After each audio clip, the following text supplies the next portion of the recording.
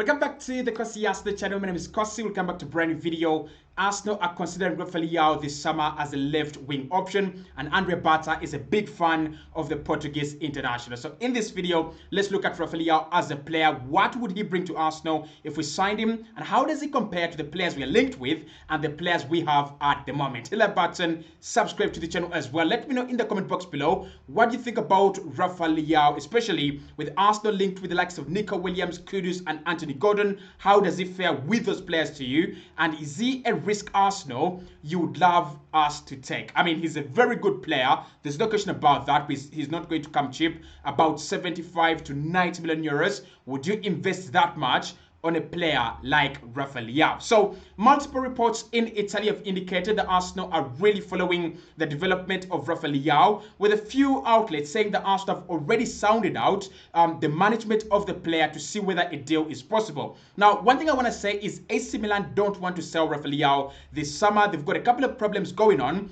but they're also building their squad once again. So Rafael Leao is one of the players that they're actually trying to build around, and it won't be easy to get him out of there. But if Arsenal dare to get him, if we can manage to get him out of Milan, he would be such a big signing for us. He's one of the players that I think if any team got him right now, he would massively improve their attacking force, especially a club like Arsenal that, you know, we have attacking problems this campaign, creativity, scoring goals, and all these other kind of problems.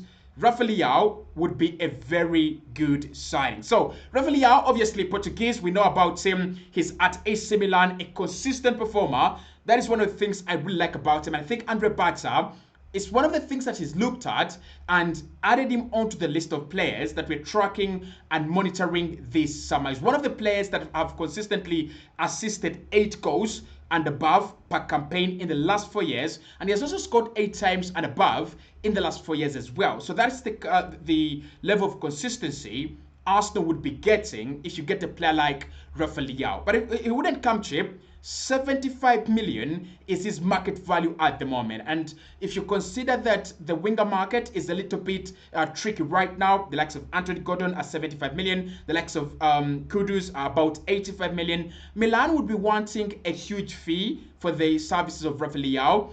And maybe that could be 80 million, maybe that could be 85 million. We don't know for sure what they're going to be asking for, because what we know is they are not selling. But if Arsenal could get him, what does he bring to the table, and how does it differ from the other players? Well, in terms of creativity, I have not seen a player, apart from Raheem Sterling's numbers at Manchester City, I've not seen a player as consistent as Rafael Leao. It's easy to put up these numbers in one season, maybe 9 assists, maybe 15 goals, maybe 2 assists, I don't know. But for you to do that for 4 consecutive years, that is where the problem is. And I think that is one of the things that puts Rafael Leao in the top 1% or 2% of wingers in the world. He's consistent, he's brilliant, and he's one of the players that can literally go out and win you a game. So in terms of creativity, in the last 4 seasons, he has assisted 8 goals this season, 9 goals last season,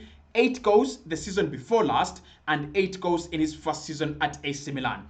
That is a top player, and I think he's got the ability to explode. I don't think AC Milan are really that team that, you could say have reached their, top potential. I think there is a lot of room for Rafael Leao and all the players at AC Milan to reach. And I think if he goes to a club like Arsenal, Man City, or a club like Liverpool, he would actually go to higher heights. So in terms of creativity, if I'm to compare him to all the players, and we will compare him to all the players that we're linked with, I think he's definitely high above many of them.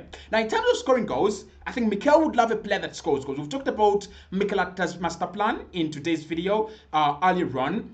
And if you've watched that video, we've talked about Alexander Isak and we've talked about Nico Williams. And the word that we have used to explain those 2 signings is effectiveness. Mikel Arteta wants effectiveness this summer. Players that can affect the final third. Create chances, like we've seen Rafael Leao creating a lot of chances in the last 4 years, but also score important goals and an accurate or an average number of goals. Now, Mikel doesn't want 20 goals per season.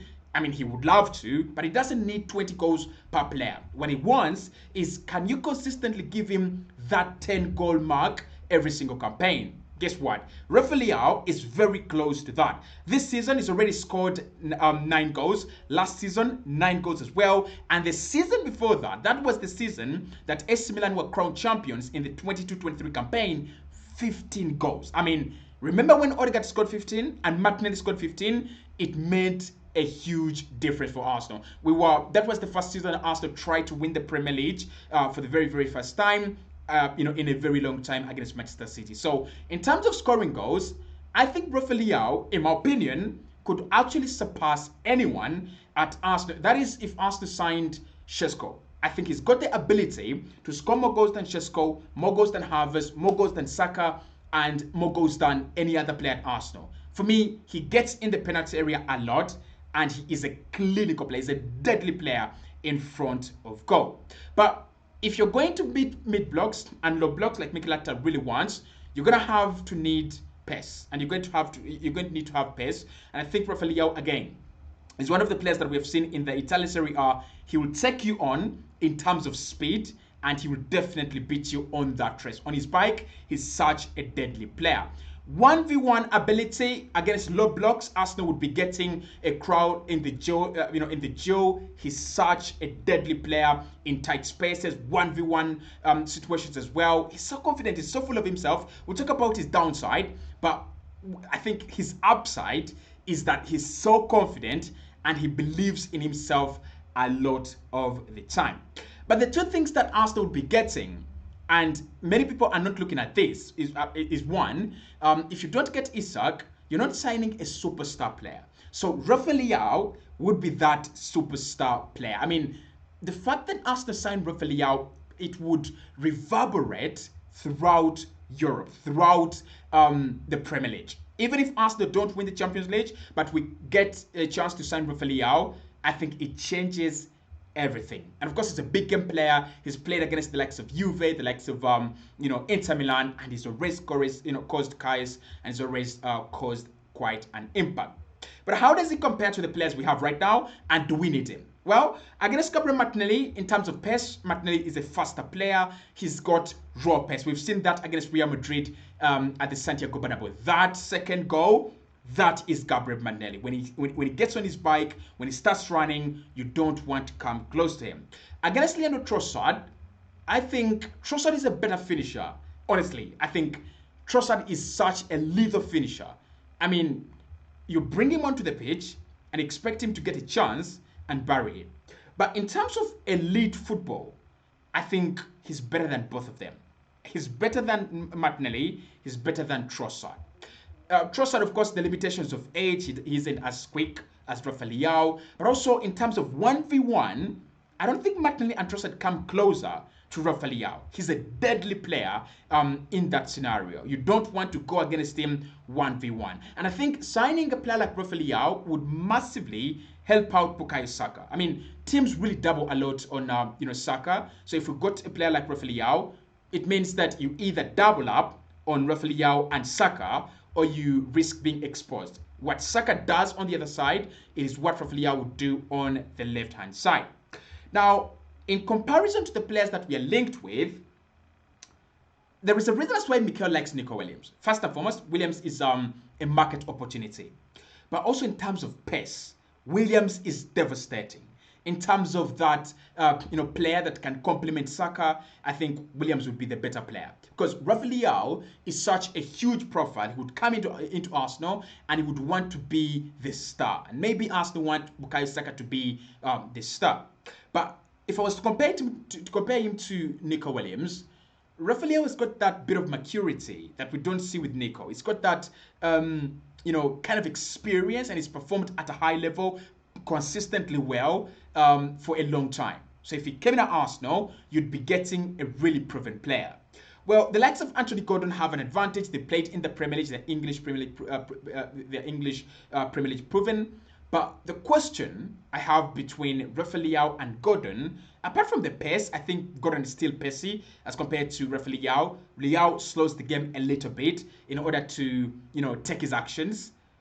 is Gordon's is Gordon's quality better than Rafael Leao's? I don't think so. I think Gordon is good. He's Premier League proven, and Mikel really values Premier League proven players.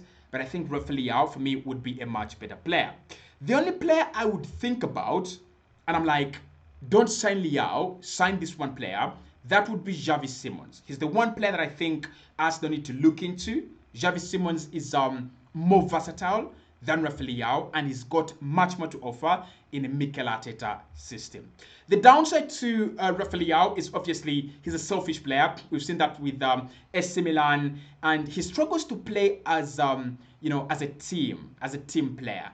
Kind of wasteful as well, but that's because he tries a lot of the time to impact the game. So let me know what you think about Rafael Leao, and I'll speak to you right in the next one.